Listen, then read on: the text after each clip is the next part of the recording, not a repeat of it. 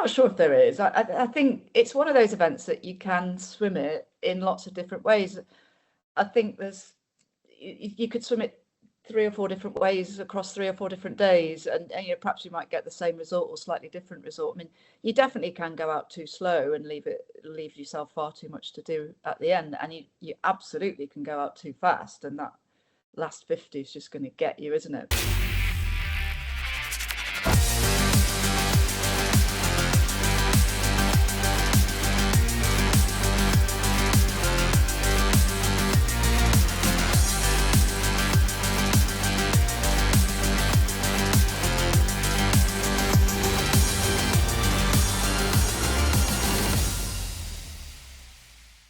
Hello and welcome back to day 3 of our preview series, and I'm delighted to be joined by Helen Gorman today, someone with experience of competing at World and Olympic trials, competed at several World University Games, is a multiple Masters world record holder, and is now the lead host of the Freestyle Media Podcast. Hi Lloyd, thanks for inviting me on. So Helen, just for those that maybe haven't heard about Freestyle Media or I've sort of seen it crop up here and there, can you just tell us a bit about the podcast in terms of the stories that you try to unpack and topics that come up along the way? Okay, so Freestyle Media, it should be called the Masters Swimming Podcast. That's what it is. That's what it's been launched as. It's been running for 2.5 years, I think now. We interview everybody that's involved in Masters. It's very much focused in Britain, but occasionally we look outside of our shores. So we've had recently retired athletes on there. So Anna Hopkin was on not long ago. Kat Greenslade did a fantastic interview about her career going from winning international medals and competing in the ISL to retiring kind of pretty suddenly during COVID, and then coming back as a fantastic master swimmer. So we have those types of people, and then just a real broad spectrum. And I think there are some people that have either been on our podcast or going to be on our podcast that are competing at the British Championships this week.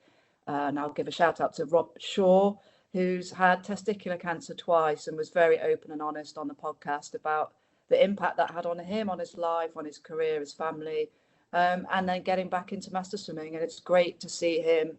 I think he's sort of bordering late 30s. He'll be swimming the 50 fly during the week, and he's not the only one. There's quite a few other swimmers from Masters that are taking part, and they're the kind of people that we chat to on the podcast. That's some really interesting stories on the ones that I've listened to so far. I dipped in most recently on that Anna Hopkin one, so would really encourage people to go along and check that out. And I'm really enjoying the fact that we're going to get some of your swimming knowledge as well, Helen, across this episode today. Well, I did actually kind of do your job, but a long time ago. It was my first full-time job. I worked in the media team at British Swimming, and I was involved in setting up the first ever website, and I did work quite closely with Steve from Poolboy on a few things around there when he was setting up. So I'm showing my age there. Well, I'll look forward to seeing how the contest plays out between you and Steve and some of these podcast predictings as the week goes on. I'm not sure I can compete with Steve. I mean, I'm very much looking predominantly at the master swimming world, but I'm a huge swimming fan and really looking forward to a great week of British Champs, a great day of swimming. Well, let's have a first look at the upcoming races and the top seeds.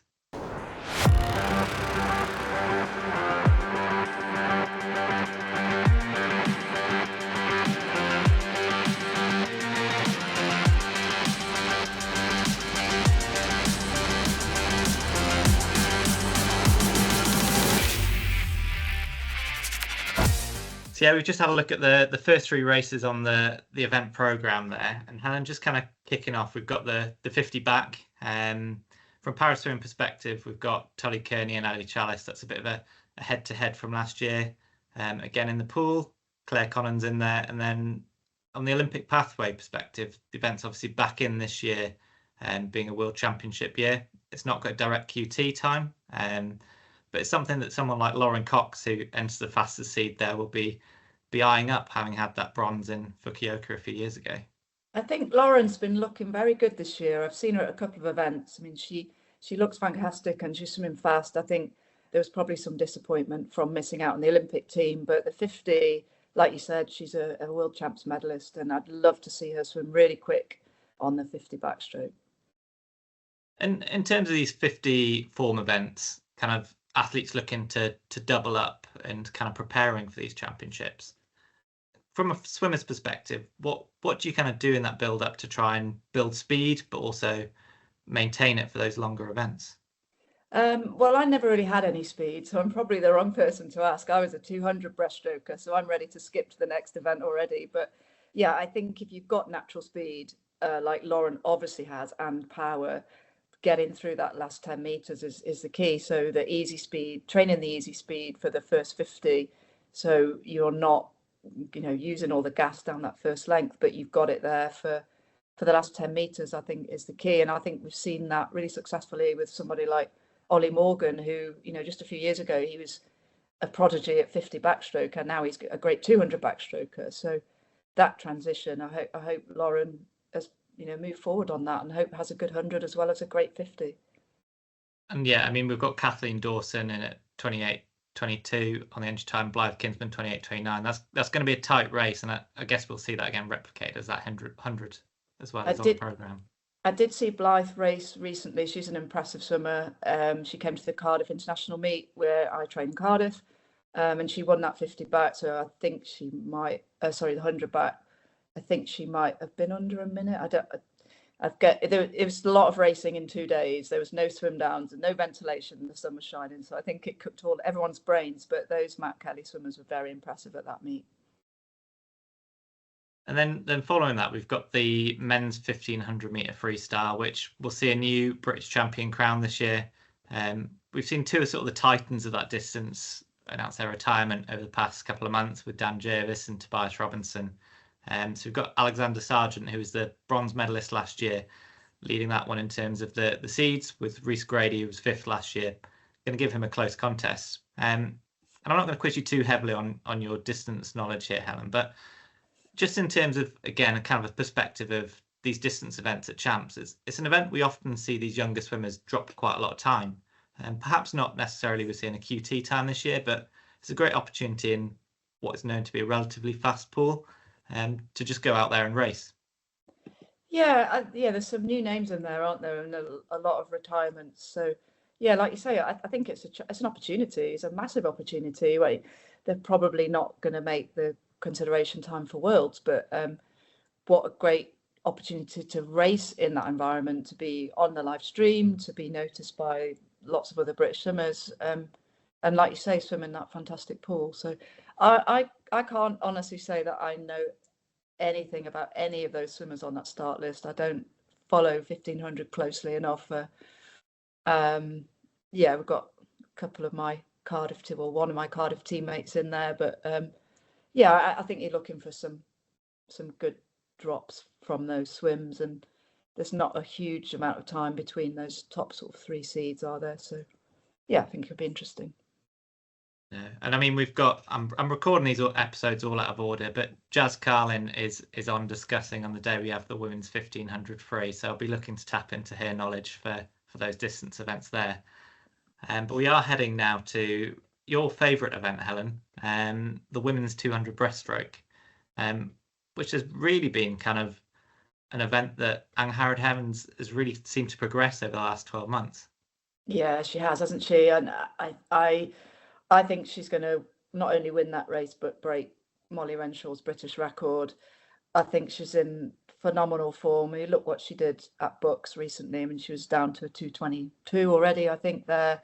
A 66.0, which is a world leading time on the 100. So she's got the speed. And I think she did a 65.1 split in the medley relay. Is that the fastest relay split that's been done in this country ever? Or, there's lots of first evers, fastest evers. And I think she is definitely on track unless something goes horribly wrong, which it can do quite spectacularly on a 200 breaststroke. Unless something goes wrong, I think Angharad Heavens is winning that one. I think Cara Hanlon's been doing very well. It's a bit of a match made up in Scotland, that one, but I can't see past her winning that event at all. Yeah, you mentioned Cara there, who goes in on the second fastest seeded time, and Lily Booker, 22:25.75 in the third. Lily had a really strong finish last year, and that kind of tees up my next question in terms of different approaches to to the 200 breaststroke and strategy through a race. And just, your opinion on that, Helen, in terms of, is there a perfect way to attack the 200-meter breaststroke? I'm not sure if there is. I think it's one of those events that you can swim it in lots of different ways. I think you could swim it 3 or 4 different ways across 3 or 4 different days, and perhaps you might get the same result or slightly different result. I mean, you definitely can go out too slow and leave yourself far too much to do at the end, and you absolutely can go out too fast, and that last 50 is just going to get you, isn't it? But I think all of the swimmers we're talking about in this race are experienced enough. They'll have a race strategy. They'll know what they're doing. And, someone like Anna Harrod, if she's swimming regularly 65s, she can look at going out in a 67 or a 68 in the final. And she's leaving herself a lot of time then on that second half to get inside that British record and even maybe break inside the 220 region. Getting under 220, that would, I think that would be noticed globally. That's a fantastic swim if she can do that. And your own personal story in the 200 breaststroke, it's obviously now one you're the world record in at a couple of age groups and masters level. What is it that drew you to that event? There's obviously such diversity in swimming that you can choose different strokes. What was it that drew you to the 200 breaststroke? I don't think anyone chooses the 200 breaststroke. I think it shows me, and my coach was Bill Furness, who's recently retired as the head coach of British Swimming, obviously. He, if he'd have had his way, would have put me into a 400 breaststroke. I am designed for breaststroke. I'm quite small. I've got flexible knees and hips and ankles. So it's definitely always going to be a breaststroker. And I've got that endurance rather than the speed and spark at the beginning. And yeah, I just, as a younger swimmer, I swam a lot of meters, walked a lot of miles to and from school and to and from training. And I think I just had a massive endurance engine, which has kept me going through to masters. I'm 52 years old now and swimming in the 50 to 54 age group. And yeah, I'm not too far off the times I was doing when I was in my 20s. But yeah, I think it's kind of surprising if you do keep yourself fit and keep swimming. I did have a reasonably long break, but if you stay quite close to sport, you can keep performing as you get older. And I do enjoy, Helen, always just seeing your updates on Instagram. You're still mixing it with the very best of them across the age groups. Well, my last race that I did before recording this was against Theodora Taylor, but the video of the race, you can't see her because she's so far ahead. But even to be in the same final in a race and be in the same pool as her, she's a lovely person, and wish her all the luck for the future. I know she's recently been added to the world class program. Fantastic swimmer and just a really nice person. I wish her really good luck in this race as well. Here and yeah, we're now just going to take another look at the remaining races and the top seeds coming up.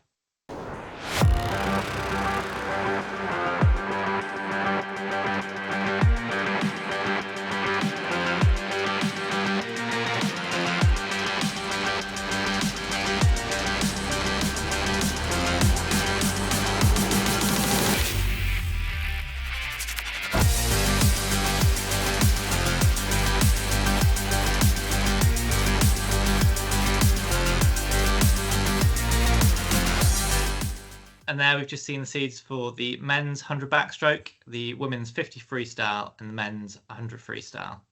And yeah, we're just going to have a quick chat first about the 100 backstroke. We've obviously got that multi-classification race, which has Mark Thompson and Will Allard in it, S14s, traded that British record last year. Will setting it in London, Mark then taking it at Euros and in Paris and setting a bronze medal, winning a bronze medal there. Stephen Clegg, sadly, not around this year, out with injury. So we wish him all the best with his recovery. But we have got Sam Downey in there, the S8 swimmer. He's a 2019 world medalist.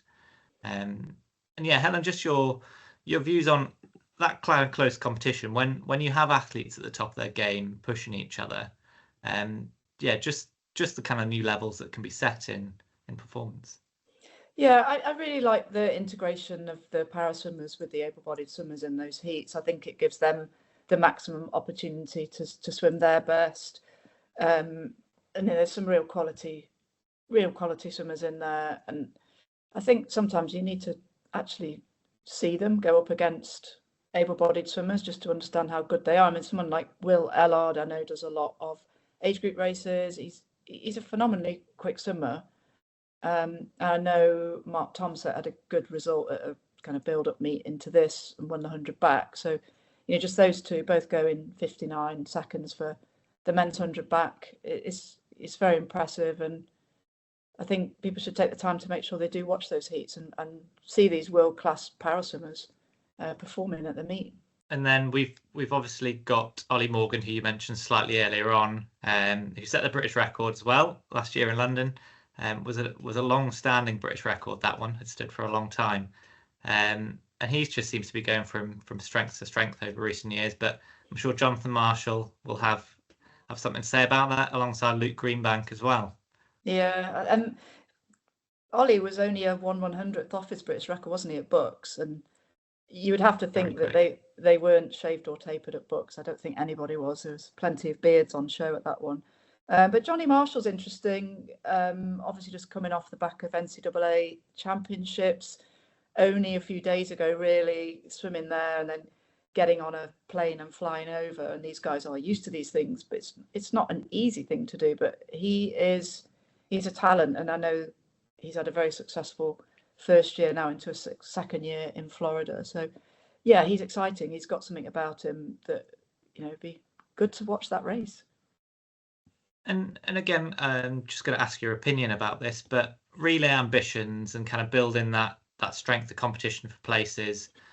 You see some nations that have the depth to be able to rest certain swimmers on certain legs. So in that, obviously, Ollie Morgan is pushing to maintain that place in the team, but having other swimmers that could compete for that is something that adds strength to the British portfolio. Yeah, I think the men's medley relays relying on how the male breaststrokers get on this week, because taking a second relay swimmer to do backup on a backstroke is probably less important than the next generation of young male breaststrokers breaking through and getting well under a minute. You've got Adam not there, who's capable of swimming a 56 in a relay, versus at the moment, I don't think anyone else has broken a minute. I mean, it's giving 4 seconds away straight away. So I think that backstroke, I think it's going to be at the back of people's minds as a relay position, but I think they're looking to swim as individuals. And Johnny Marshall in reality is only 0.3 slower than Ollie. So, and you've also got those youngsters that are improving quickly, like Matt Ward, Jonathan Adam, Cam Brooker. Those guys are swimming well. So, and obviously you've got the experience of someone like Luke Greenbank. He's in the mix there as well, isn't he? Although he's probably going to feature more on the 200, but you can't count out his experience.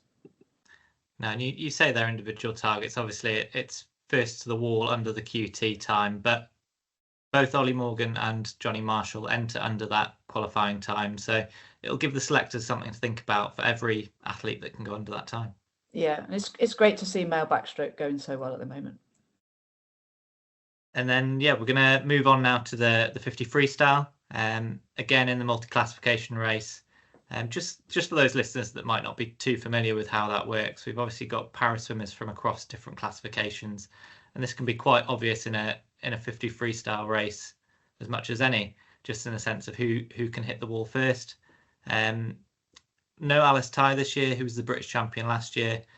So we've got Callie-Anne Warrington and Scarlett Humphrey, who'll be looking to upgrade their podium places. And that's just, something, Helen, I want to ask you about in terms of your views on following the Paralympics last year and seeing some of these athletes come through across the spectrum of the British team. Yeah, I think the one that was quite interesting there that jumped out at me is Iona Winifred. She's very young still, isn't she? Yeah, she's only 14 still. Yeah, I think that's exciting, and I've been involved in Paralympic sport for quite a while, really, because my first big media job where I was sent off to report on swimming was the Paralympics in Sydney, and it was a bit of an unexpected, Helen, will you go out to Sydney? Well, of course I would, but I quickly had to learn the classification system and get used to working in a very busy environment, and I absolutely loved it. The head-to-head racing was fantastic. Obviously, when you're doing it as a multi-class event where it's done on points, it's not quite the same. The person that touches the wall first might not be the winner. But it's still, these are the best athletes in Britain that we've got, and Britain has a fantastic record at the Paralympics. I think the Paralympic swimming team in Paris, British team, was by far one of the strongest teams across all of Paralympics GB and Team GB. So yeah, I think get involved now and learn some of the names and enjoy watching it in LA, because I thoroughly enjoyed watching it in Paris. It's a great spectacle. And I think just a bit of a shout out to Paul Noble, who's often our commentary lead man on the championships, just in the way that he projects and gives that explainer into watching multi-classification racing. He really does bring it to life and help people understand how the race is unfolding. Yeah, he was actually swimming when I went to Sydney to work there, he was actually one of the swimmers. So I've not spoken to Paul in years, but I do know him, and he does a great job with the commentary. And then on to another race I know you're keen to talk about, because you've got a couple of names that you have spotted on the start list. The women's 50 freestyle on the Olympic pathway. We've got Eva Acaro coming in as the fastest seed on 24.80. She set that world junior record at the short course worlds.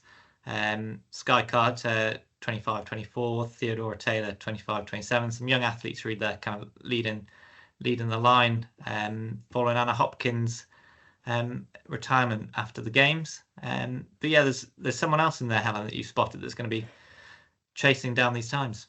Yeah, the fourth ranked seed is Rebecca Guy, age 33, who is a former elite swimmer, now a master swimmer. I know she only swims a few hours a week, but she actually swam quicker than that entry time at that meet in Cardiff that I mentioned earlier.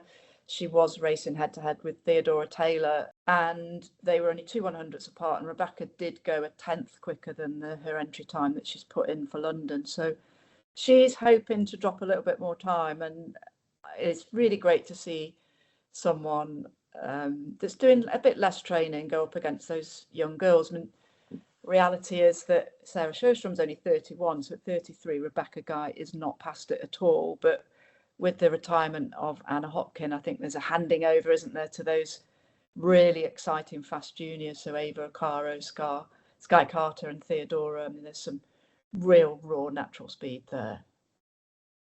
And from your recent chat with Anna, what did you kind of grasp from her journey and her highlights in terms of being such a strong freestyler on the British elite scene?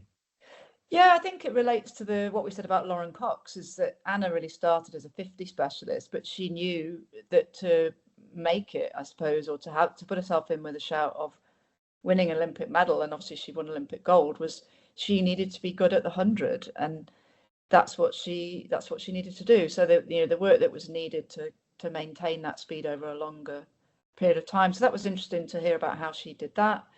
And then it was just really nice to hear her reflect and say she's happy. She was happy with her career. She's happy with everything she achieved, and she's happily retired. She's been skiing. She's done a 6-month secondment with the UK Sports Institute. That's it. Yeah, it was. I was going to call it the English Institute of Sport, but that's the previous name. But yeah, she's helping the next generation. She's run a half marathon. She just seemed really contented and happy with the career that she had. So I was grateful for her coming on and talking to us on the Masters podcast. So yeah, I enjoyed that one. And she's got a couple of Masters world records as well. So that was my excuse for getting her on. Yeah, a brilliant person. She's very involved still with some of our social impact avenues, and it'll be down at the championships helping us there with that. So that's going to be great to have Anna again around and about the poolside. Definitely. And just coming to our last event of the night, the men's 100-meter freestyle. It's one that often people look as a bit of a precursor in some senses to assess the form of some of those 200 freestylers that comes last event of the meet. No Duncan Scott entered this year.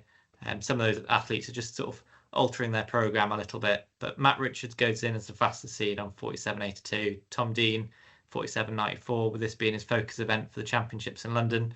Alex Cahoon, who was part of that 4x1 relay team in Paris on 48.20, and the names kind of go on in terms of the depth you might see there in terms of challenges, Helen. But it's one of those events that, again, we're kind of pushing to progress and build depth in at British level. Yeah, I think this one's really interesting. It's a great event to finish the session with.